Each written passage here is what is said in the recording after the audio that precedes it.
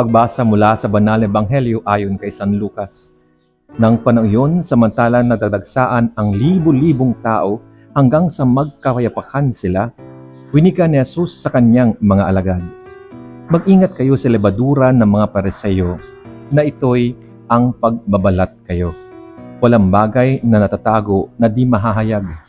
Walang bagay na nalilihim na di malalaman.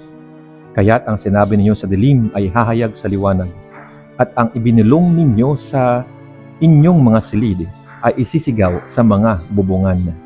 Sinasabi ko sa inyo, aking mga kaibigan, huwag kayong matakot sa mga pumapatay ng katawan at wala nang nagagawa pang iba pa. Ipakikilala ko sa inyo kung sino ang dapat ninyong katakutan. Katakutan ninyo yaong pagkatapos na pumatay ay may kapangyarihan pang magbulid sa impyerno. Tunay, sinasabi ko sa inyo, siya ang inyong katakutan. Hindi ba ang 5 maya ay pinagbibili ng 2 pusing? Gayunman, kahit isa sa kanila ay hindi nalilimutan sa harap ng Diyos. Pati ang mga buhok ng inyong ulo ay bilang na lahat. Huwag sana kayong matakot. Kayo'y higit na mahalaga kaysa maraming maya.